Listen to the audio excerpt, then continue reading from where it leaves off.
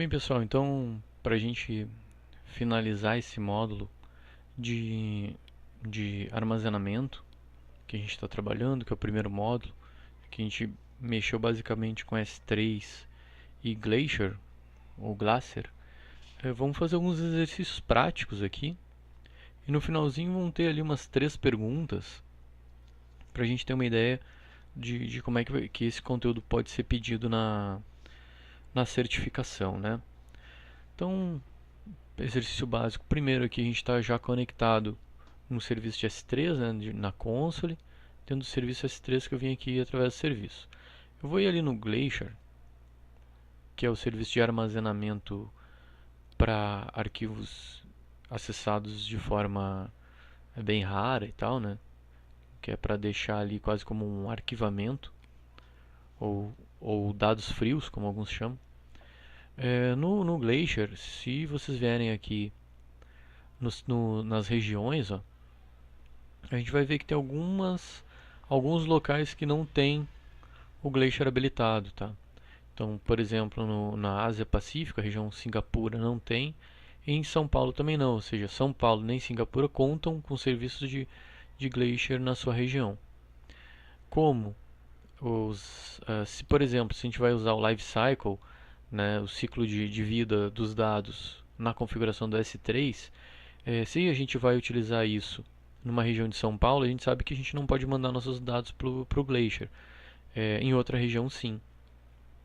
Então teria que, bem, eu preciso guardar meus dados em São Paulo e tal. O que você pode fazer de repente é habilitar uma replicação para uma outra região, habilitar essa replicação nessa outra região que tem esse Glacier, tu faz um ciclo de vida e joga ele pro Glacier e aí tu exclui esse arquivo aqui esse arquivo mais antigo, né, da região de São Paulo.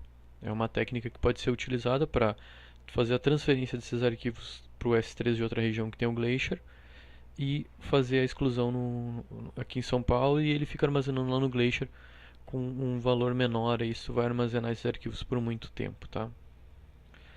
Então estou indo aqui no S3, né? A gente já viu bastante coisa de S3 no curso aquele AWS Essentials. Então não vou fazer nenhum passo a passo aqui de utilização dele. Vou fazer uma questão básica que a gente vai criar um novo bucket, tá? Esse bucket a gente vai colocar o nome aqui de certificação. Só arrumar aqui o meu teclado. Certificação.tecnoapp.com.br, nome que não existe. Na região norte da Virgínia. Não vou copiar nada de outros buckets para ele, né? Vai ser uma criação padrão. Por padrão a gente não vai habilitar nada aqui agora, depois a gente vai mexer um pouco com o versionamento nesse exercício. Só vou criar um bucket padrão mesmo, tá? Por padrão, o não público, ele não é público, né? A gente cria ele só. O meu usuário tem acesso completo e o público não tem. Assim como um bucket, a criação dos objetos dentro desse bucket também segue esse padrão. E a gente cria o bucket. Ok, está aqui ele, certificação.tecnoapp.com.br, esse é o nosso bucket. Vamos fazer o seguinte então, a gente vai jogar um arquivo aqui para dentro. Vou clicar nele, vou fazer um upload de uma imagem. O upload aqui do logo da Amazon, tá? Também vou manter as permissões somente para o meu usuário. O público não tem permissões. Tipo de armazenamento dele, tá? Ele é do tipo standard, que é o clássico da S3. Ele é do tipo acessado de forma não frequente, né? Ou ele pode ser do tipo redundância reduzida. Nesse caso a gente está deixando ele como standard, né? Nenhum tipo de criptografia. Lembrando que a gente tem alguns tipos ali, o KMS. E a gente vai fazer o upload desse arquivo. Ok, está aqui o arquivo. Clicando nele, aí a gente chega mais na parte que eu queria comentar. Cada objeto dentro do S3 ele tem um link, tá? Cada objeto ele tem um link para te fazer o download dele. Eu cheguei a comentar isso na aula passada. Então copio o link e vamos colar aqui no meu navegador. Ó, ele disse que eu tenho acesso negado, porque como eu tento acessar esse objeto, vamos dizer assim, por fora da console da Amazon, né, utilizando o link direto dele, aqui ele não está vinculando nenhuma autenticação. Por mais que eu esteja autenticado aqui, aqui eu sou um usuário qualquer da internet querendo baixar um objeto que está com a sua permissão pública negada, né, por padrão negada. Então, para eu abrir esse objeto, eu conseguir fazer download dele para o público fazer isso, a gente tem que fazer a configuração dele para tornar ele público. Tem várias maneiras de fazer isso. Tu pode vir aqui, clicar nele, ir lá em propriedades e tal, ou tu pode vir aqui em More e Make Public. Ficou bem atrás aqui, agora sim, Make Public. Ele vai dizer aqui do meu objeto, né? E aí eu vou tornar ele público. Então o que tem que ficar claro é que o objeto por padrão ele é privado na Amazon, tá? E aí agora sim a gente transformou ele em público. Qualquer um da internet acessando esse endereço aqui vai conseguir abrir esse objeto aqui, tá? Tá aqui ele. Porque a gente tornou ele público depois que a gente fez o upload dele dentro do nosso S3 dentro do bucket que a gente criou, tá? Aqui a gente pode fazer várias coisas. A gente pode renomear ele, a gente pode deletar. Tá aqui um 2. Tentar acessar ele aqui. Ó, esse objeto não existe mais. A gente clica nele aqui. Porque a gente renomeou ele para o 2. A gente só renomeou o objeto ali dentro do nosso bucket, né? Questão clássica aí, não tem nada demais nisso. Deletar o objeto, a gente vem aqui e deleta o objeto. Ok, objeto deletado, então a gente está com o nosso bucket criado agora para o nosso teste, que é a certificação completamente vazio de novo. Agora eu quero fazer uma outra configuração que a gente vai ativar o versionamento nesse bucket. A gente vai ver que legal que é essa opção de versionamento. Então, selecionado o bucket, a gente vem aqui em propriedades e habilita o versionamento. O que é versionamento? Sempre quando eu botar um arquivo, fizer um upload, com nenhum arquivo com o mesmo nome, ele não vai excluir o arquivo anterior e subscrever com um novo arquivo, com o arquivo do mesmo nome que eu coloquei. Ele vai criar versões daquele arquivo, então aquele arquivo nunca vai ser, não vai ser subscrito, né? A gente vai ter várias versões daquele arquivo. Como exemplo, eu tenho esse arquivo aqui, test1. No meu desktop eu vou colocar aqui primeira versão. Eu vou salvar ele e eu vou fazer um upload para dentro do nosso bucket que a gente criou ali agora, tá? Então, voltando aqui, voltando para nossa certificação, fazer um upload dele, teste 1, deixar ele por padrão, né? O armazenamento standard, sem criptografia, fazer o upload dele. Ok, está aqui nosso arquivo. Vamos abrir ele aqui. Primeira versão, tá? É o arquivo que eu tenho ali na minha área de trabalho. Agora eu vou abrir esse arquivo de novo e vou modificar ele, lembrando que eu habilitei o versionamento, né?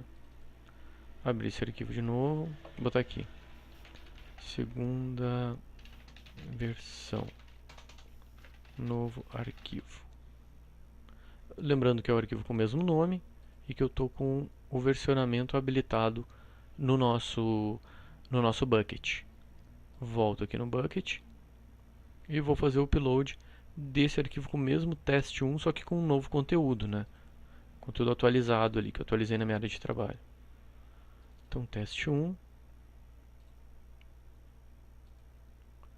Mesma coisa que a anterior e fazer o upload dele. Ok, ele fez o upload. Vamos ver se a gente já consegue visualizar aqui o novo conteúdo dele. Então, segunda versão, novo arquivo. Esse arquivo que aparece no nosso bucket, ele é a última versão do arquivo, tá? E aqui, ó, a gente tem uma questão bem importante. Todo objeto da Amazon, na Amazon, né, eu estou reforçando isso, ele tem um link de acesso direto. Claro que depende das permissões desse cara, né?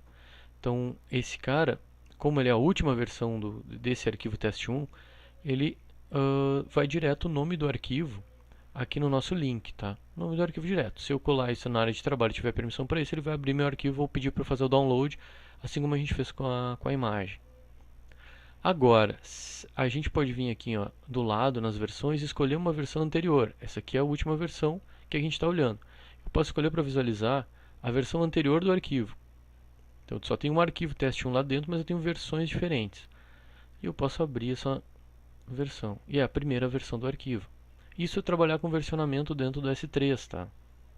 Então esse arquivo, se eu vou mostrar aqui com mais calma, ele tem aqui escrito primeira versão, que é o primeiro arquivo que a gente fez o upload lá, tá? Isso é bem legal e bem importante. O detalhe de certificação é aqui no link, ó.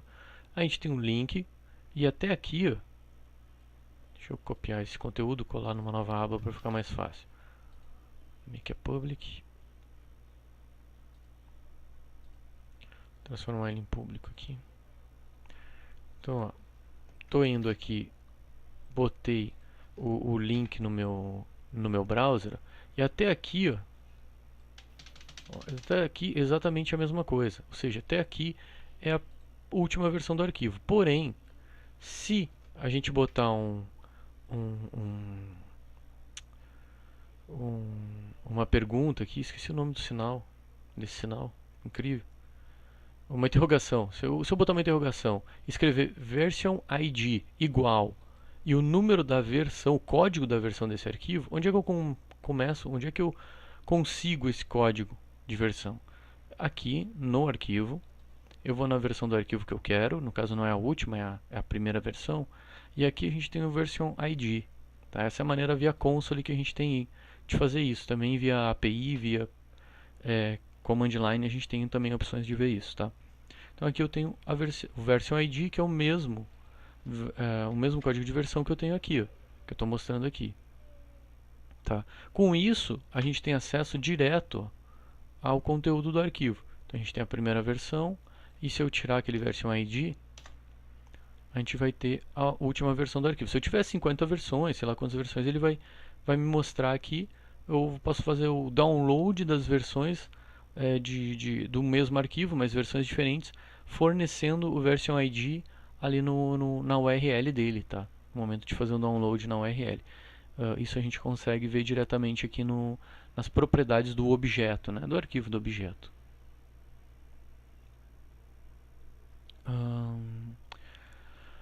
De versionamento é isso, né? Vamos fazer o seguinte. Sobre versionamento é basicamente isso, tá? Só para finalizar, a gente também pode, aqui nos versionamentos dele, ó, excluir diretamente aqui uma determinada versão ou fazer o download aqui de uma determinada versão do arquivo, tá? Voltando aqui para o nosso bucket, uma outra característica legal dele é o seguinte, ó, a gente está nesse bucket e esse bucket está com versionamento habilitado. Vamos imaginar que o nosso usuário ele delete esse arquivo. Apesar de ter a opção de fazer deletar com MFA e tal, precisa botar aquele código, eu cheguei a falar ali com dupla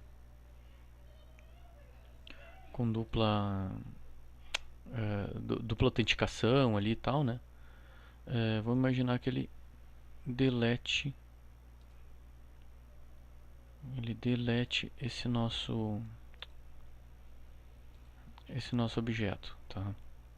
Ok, nosso objeto está deletado. E agora, será que a gente consegue rever ele? Consegue resgatar ele? Clicando aqui em Show, tá? Ele mostra, aqui nas versões, ele mostra as versões ele mostra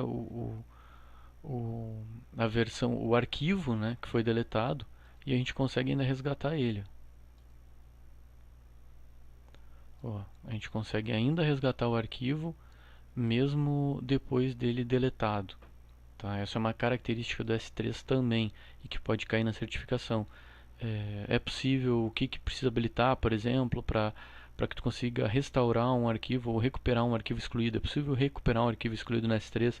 Sim, é possível, desde que tu tenha o versionamento habilitado, a opção de versionamento habilitada no teu bucket. E para te visualizar isso, é só tu vir aqui e marcar show. Tá? No hide ali ele vai te mostrar que ele está vazio, porque ele não tem mais nenhum objeto. Na verdade ele tem uma versão de objeto marcada para ser deletado ali, que a gente pode rever ele, restaurar ele. Tá? Então com o versionamento ele permite tu rever ou resgatar alguns arquivos já deletados.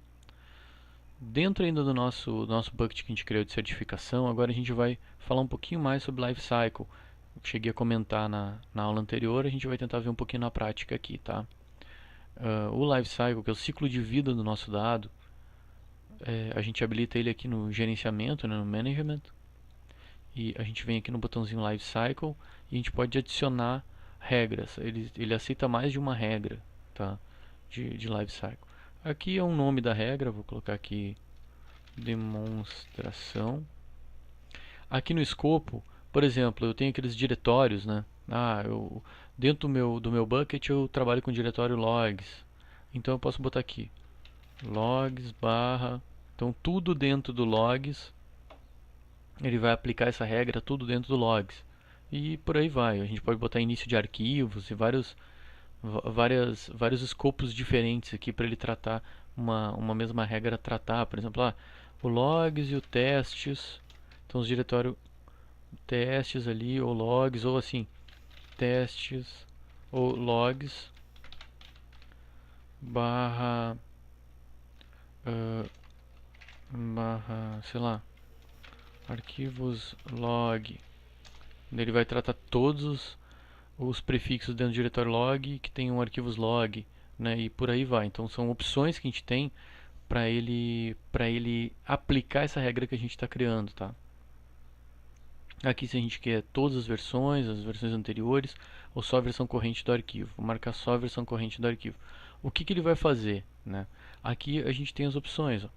Joga esses arquivos pro storage, para armazenamento do tipo standard, infrequente, acesso infrequente, né? Com 30 dias depois da criação. É um exemplo, a gente pode alterar alguma coisa aqui, né? E depois de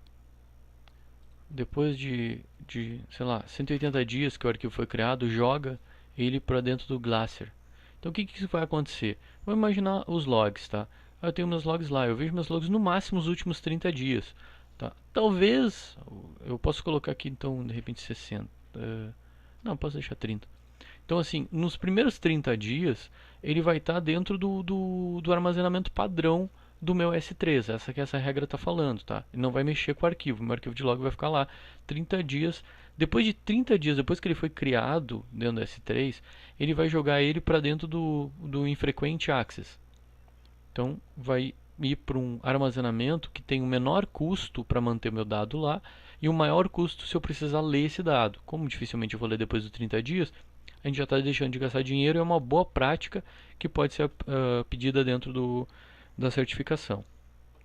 Depois disso ele fica lá no acesso infrequente, né, até 180 dias. Depois de 180 dias ele vai jogar esse dado para dentro do Glacier. E aí o Glacier eu vou ter um custo de armazenamento ainda menor, mas eu vou ter um requisito de espera de tempo, como a gente viu na aula passada, maior, para eu tentar recuperar esses dados dentro do Glacier. Tá? Então a lógica é essa, tá? No tratamento de lifecycle, no ciclo de vida do dado dentro da Amazon, dentro do S3. Tá? Eu vou dar um next aqui. Então essa é uma maneira bem... Aqui é o seguinte, ó, objetos, o que eu faço? Deleto objetos marcados como deletados, né, para ele não ficar ocupando espaço. Eu também, as multiparts, o que são os multiparts? Multiparts é quando tu está enviando o mesmo arquivo em várias partes, e aí podem ficar alguns lá incompletos, ou que não finalizaram, e eles ficam ocupando espaço no teu S3 sendo cobrado por isso. Então essa daqui é uma maneira que tu tem de, depois de 7 dias que tu tentou fazer o upload, se ele ainda não completou, se ele está como incompleto lá, quer dizer que deu um erro no meio do teu upload, ele ficou lá e vai ficar lá pro resto da vida. Então, marcando aqui, tu já vai deletar esse dado automaticamente, tá? Dentro daquele diretório que a gente vai aplicar a política que a gente definiu no escopo. E save. Pronto. Está criada a nossa regra, né, do tipo demonstração para esse prefixo aqui, que ele vai jogar para dentro do standard com acesso infrequente, né, o pouco acessado, e depois de tantos dias por Glacier. Esse é um padrão de ciclo de vida de dados, de gerenciamento de ciclo de vida de dados dentro do S3. Encaminhar ele primeiro para dados infrequentes, um tipo de armazenamento de dados infrequentes, e depois para dentro do Glacier. Tá? A gente pode pegar um objeto e mudar o tipo do armazenamento do objeto. A gente não precisa fazer isso via Lifecycle.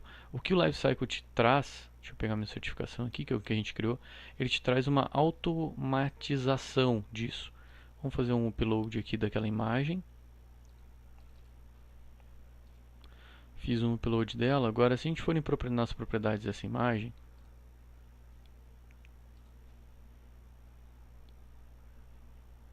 deixa eu ver aqui, overview.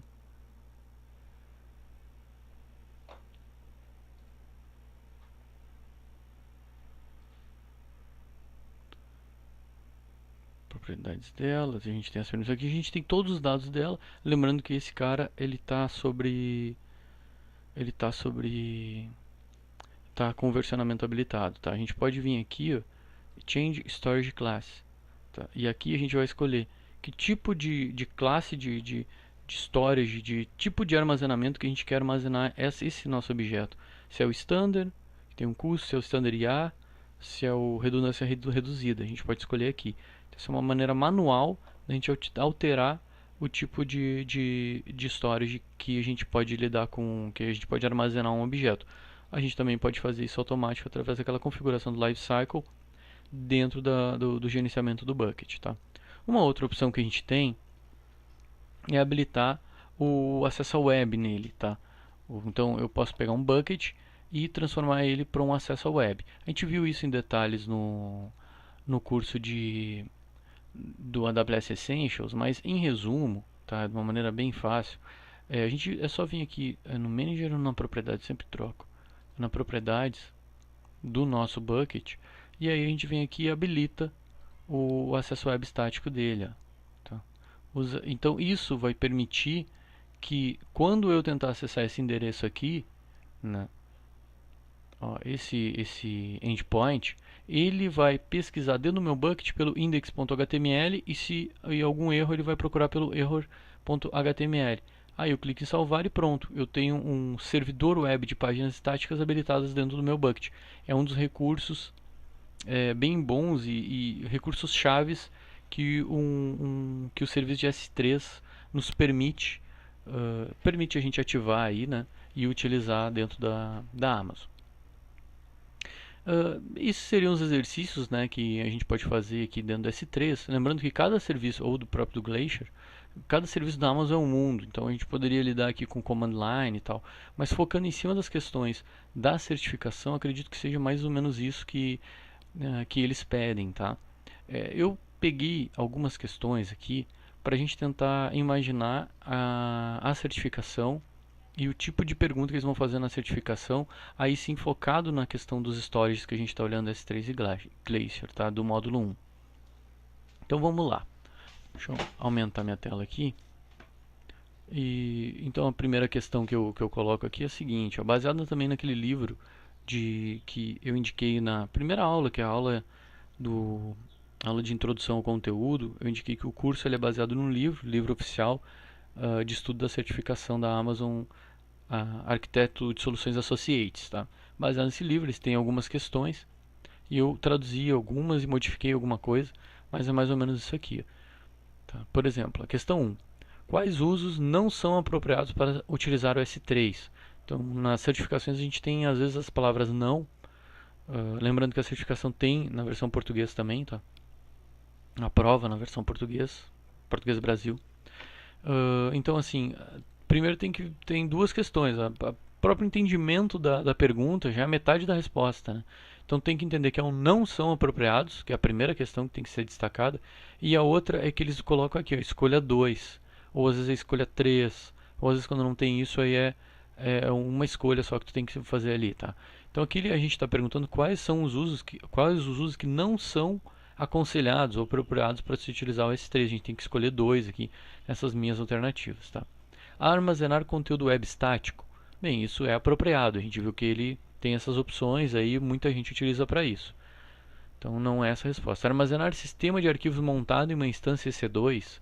Bem, o sistema de arquivos montado em uma instância EC2, geralmente a gente está falando de outros sistemas, por exemplo, o Elastic File System, o EFS.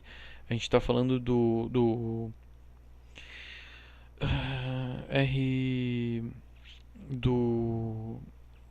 do cara deixa eu pegar aqui, ó, que esqueci o nome dele, do EFS, né? E a gente também está falando do deixa eu pegar aqui dentro do EC2, a gente já mata essa charada aqui, que eu esqueci o nome dele, tá?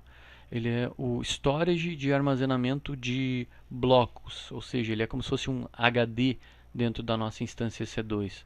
Eu estou falando aqui dos nossos volumes de Elastic Block Store, que é o EBS. Então, o EBS, sim, tu pode montar numa instância EC2 e utilizar ele dentro da instância EC2. Então, não é o caso. Então, armazenar ele com montar numa instância EC2 não é o caso, tá?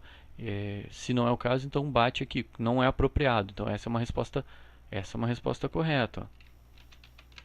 Armazenar backups de RDS, aí a pessoa tem que saber o que é RDS, né? Muitas vezes uma pergunta tem a ver com outra pergunta um conhecimento tem a ver com outro conhecimento dentro da nossa certificação. Nesse caso aqui eu estou falando do RDS, que é o sistema de bancos de dados gerenciados da Amazon, né?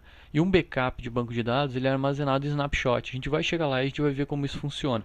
Quem fez o curso de AWS Essentials sabe que o RDS ele guarda backups de banco de dados no estilo snapshot. Como a gente viu a aula passada, snapshots são armazenados dentro do S3. Então, armazenar backups de RDS é possível de fazer sem problemas nenhum, tá? Então é uma resposta que o S3 ele permite tu guardar isso. Também, se tu quiser fazer manualmente um backup de um banco de dados, por exemplo, por MySQL dump, e guardar ele em algum lugar, também é aconselhável que tu guarde ele dentro do S3 pela durabilidade e pela disponibilidade que ele tem. Então essa é uma pergunta que na verdade diz que isso aqui ele é habilitado para fazer, tá? Então não é o nosso caso aqui, que a gente está querendo que ele não faça. Armazenamento principal de um banco de dados. Bem, armazenamento principal de um banco de dados é um armazenamento que tu precisa de muita escrita, muita leitura. Geralmente tem que estar montado na tua instância lá para te apontar esse banco de dados, né? E isso decisivamente não é um uso correto para dentro do S3, tá? Até porque ele tem aquela questão também de que ele grava algumas coisas, mas daí ele demora às vezes para atualizar aquelas informações que tu fez um update dentro dele, né? Então ele tem o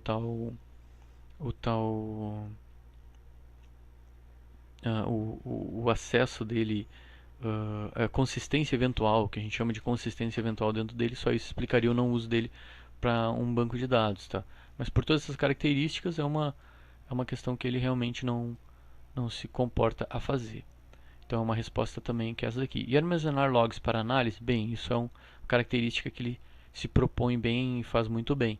Então as respostas que a gente tem que marcar como não são os apropriados é a letra B e a letra D, tá? Na questão 2, quais as características chaves do serviço S3? Escolha duas. Todos os objetos têm uma URL? A gente viu que sim. Todos os objetos têm uma URL ali, que tu pode fazer o download dela, do objeto através dessa URL ou não, de acordo com as permissões que tu habilitar ali, né? Permissões públicas ou não, mas todo o objeto está vinculado a uma URL. O S3 pode armazenar um número ilimitado de dados. Bem, segundo a Amazon, o Amazon S3 ele pode armazenar um número ilimitado de dados. Então é uma opção que a gente pode deixar marcada também. Ele não está dizendo aqui que é um objeto de um tamanho limitado, não, ele está falando um número ilimitado de dados, né? Porque a gente sabe que ele tem ali um objeto, ele tem um limite de tamanho ali, um só objeto dentro da Amazon. dentro do S3. E todos os objetos são públicos por padrão? Não. Todos os objetos são privados por padrão, né? Então essa é uma resposta errada. Os dados são replicados por padrão entre as regiões do AWS pelo mundo? Não. Eles não são replicados entre as regiões, eles são replicados entre as zonas de disponibilidade dentro da mesma região. E se tu quiser replicar teus dados entre as regiões, tu vai ter que marcar replicação de regiões, ou seja, tu vai ter que fazer essa configuração dentro da configuração desse S3. Sobre Glacier, né? O Glacier é utilizado para, né, dados acessados frequentemente. Não, ele é usado para acessar dados que raramente tu precisa ter acesso deles, até pelo tempo de demora para restaurar esses dados, né? O limite dos arquivos em Vault é de 1 tera. A gente viu que o Vault é como se fosse o bucket do Glacier, né? E a gente viu que o tamanho, o limite de arquivo lá dentro é gigante, é muito maior do que 1 tera. Na verdade são 40 terabytes um só arquivo pode ter dentro do Vault. Então essa resposta é errada. E os dados acessados ele é utilizado para dados acessados com pouca frequência ou raramente acessados? Beleza, essa é uma resposta correta. Para isso que ele se propõe, para isso que ele serve, falando do Glacier. E habilitar páginas web estáticas? Não. Né? O Glacier não tem a opção de tu habilitar páginas web estáticas. Isso quem faz é o S3. Então essas são algumas perguntas aí que eu achei interessante passar para a gente ver como os ensinamentos, a nossa experiência ou o que a gente aprende, eles são usados nas perguntas. Às vezes, bem, a pergunta é sobre S3, mas ela está citando outros serviços da Amazon. E a gente tendo conhecimento sobre esses serviços da Amazon, a gente vai conseguir ter uma facilidade melhor para fazer as provas, tá? Bem, além do que eu passei aqui dentro do S3, tá? Existe também, além da documentação que eu estou liberando em português junto com o curso, além dessas duas aulas de S3 e de Glacier que a gente fez, existem algumas documentações que a Amazon disponibiliza, tá? Uma delas é a própria FAQ do S3. Se eu não me engano, a FAQ do S3 tem em português. É o Frequently Asked Question, né, as perguntas frequentes, e essa é uma documentação bem interessante para a gente dar uma lida, né, para se preparar também para a prova, porque ela tem muitas informações ali de limites, qual o volume de dados que eu posso armazenar por objeto, tem muita coisa aqui interessante, tá tudo em português. Eu também aconselho vocês a darem uma lida nisso aqui, como complemento de estudo para a prova de certificação. Beleza? Então agora no próximo módulo a gente entra no EC2 e no EBS, que é o Elastic Block Store, que é o nosso armazenamento de bloco, não mais armazenamento de objetos, né? Porque o S3 é armazenamento de objetos. Block Store é como se fosse um HD, o armazenamento de bloco, que é aquele cara que eu tinha esquecido o nome, que eu tive que ir até ali no EC2 para a gente dar uma olhada. Então, próximo módulo é isso aí. De serviço S3 e Glacier é isso aí. A gente vai retomar eles talvez um pouquinho quando a gente estiver trabalhando com segurança mais no final do curso. Ok? Abraço e até o próximo módulo.